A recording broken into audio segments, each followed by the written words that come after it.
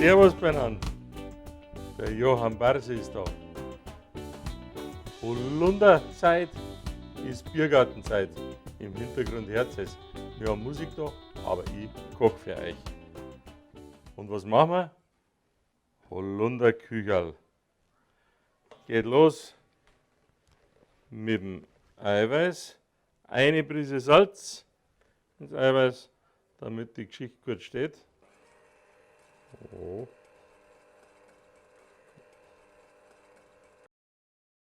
Ja, und so läuft's. Eigentlich heißt es ja nicht Eiweiß, sondern Eiklar. Eiweiß sind die Proteine. Und das ist das Weiße vom Ei, das ist das Eiklar.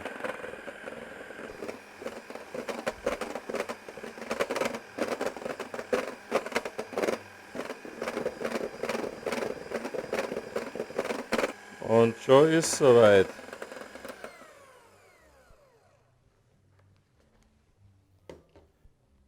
Eischnee steht. Und jetzt machen wir den Rest. So, das ist ein Ausbackteig.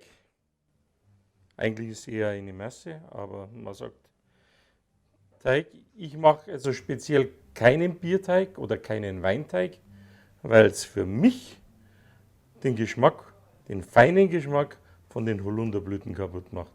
Ich nehme Milch dazu her. Also als erstes die Eigelb. Statt dem Zucker nehmen wir gleich Holunderblütensirup. Ein bisschen auf Vanille.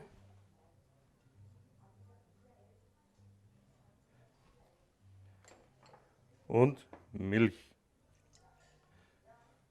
Aber noch nicht gleich alles rein, sondern schön langsam anfangen.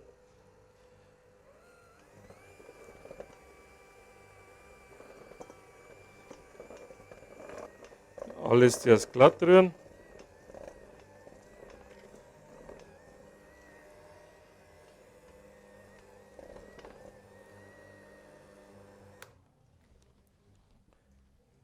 Und dann nach und nach die Milch rein.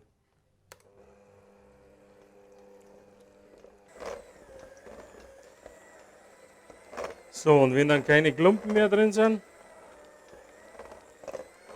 dann tun wir den Rest von der Flüssigkeit rein.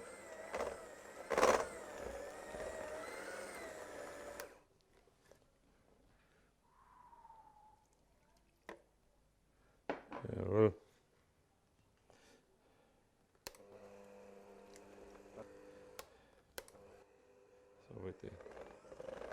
So, das ist wie ein dickerer Pfannkuchenteig. Und da haben wir jetzt nach und nach den Eischnee drunter. Nicht gleich alles auf einmal.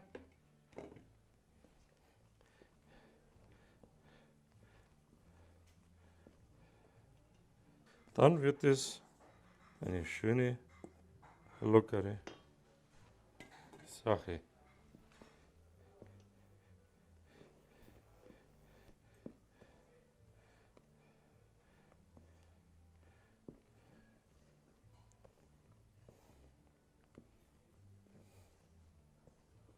Und jetzt müssen wir es fettwas machen. Ein Backfett, da kann man Pflanzenfett nehmen, Rapsöl, daheim können Sie aber auch Butterschmalz hernehmen.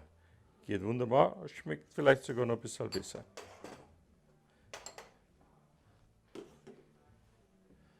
Unser Fett ist schon heiß. Woher weiß ich das? Mit dem Kochlöffel, wenn man reingeht und fängt sprudeln an, dann sollte es heiß genug sein. Wir nehmen unsere Holunderblüten. Jetzt gibt es dann die die verschiedenen Ansichten. Waschen oder nicht waschen. Schmecken tut der Blütenstaub da drin. Man versucht, wir haben jetzt hier Glück, da sind keine Viecherl mit drin. Der ist ein ganz sauberer. Da sollte man halt schauen drauf. Wenn man es jetzt abwascht, dann geht halt ein Teil vom Geschmack verloren. So. Dann tauchen wir die Blütendolde da rein. Und jetzt aufpassen. Aufs Fett drauf, schauen. Und dann schütteln wir da. Und schon geht die Geschichte wieder auf.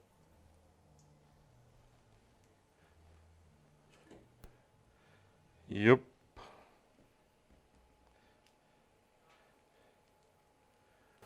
Das geht auch ganz ruckzuck. Jetzt drehen wir die Geschichte schnell um.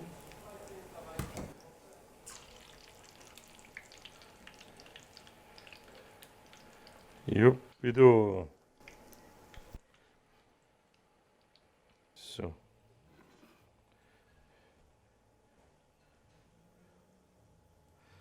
Und dann raus aufs Küchenkrepp.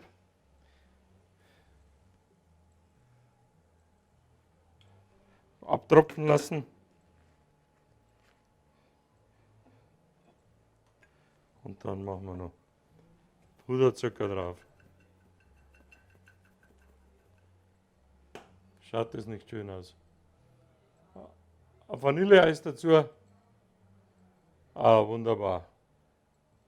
Viel Spaß beim Nachkochen. Euer Johann Barsi. Immer gespannt bleiben, was es Neues gibt.